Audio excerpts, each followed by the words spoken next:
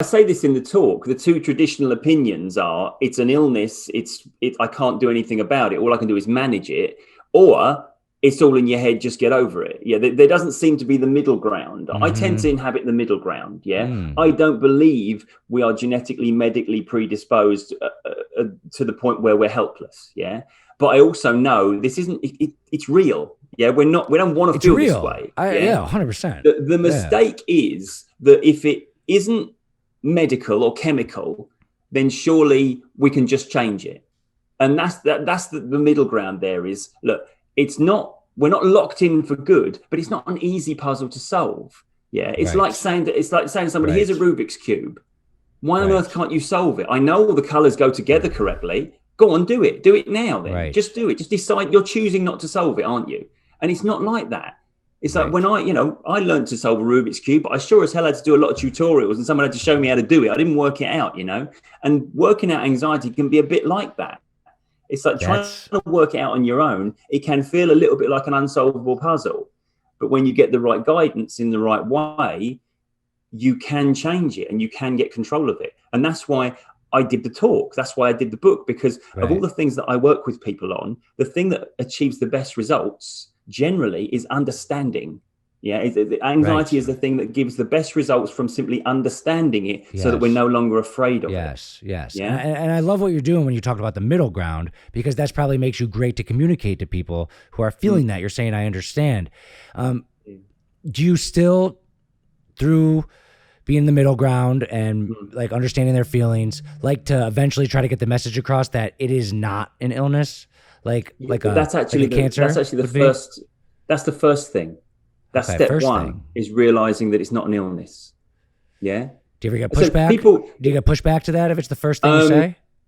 Not the people I see, because that's why they come to see me, because they realize it isn't as well. But to be fair, I don't get a lot of pushback in terms of when I put the message out on social media or in my marketing, because I think people recognize.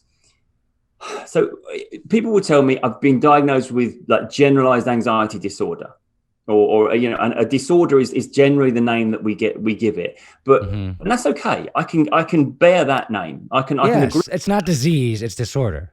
Yeah, because disorder, the definition of disorder is a state of confusion. It's like the Rubik's Cube. It's like the Rubik's Cube all mixed up. Yeah, exactly. And I think people think disorder means a permanent state. And it doesn't. It means at the moment we're in a state of confusion.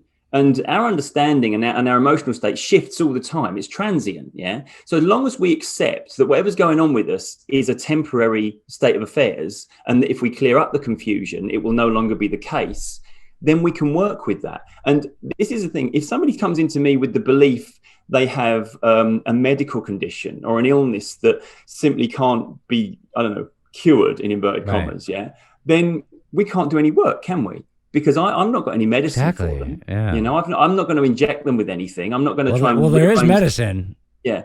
What's your take on that? But I haven't got it. I'm not going to be using medicine because I'm not a doctor.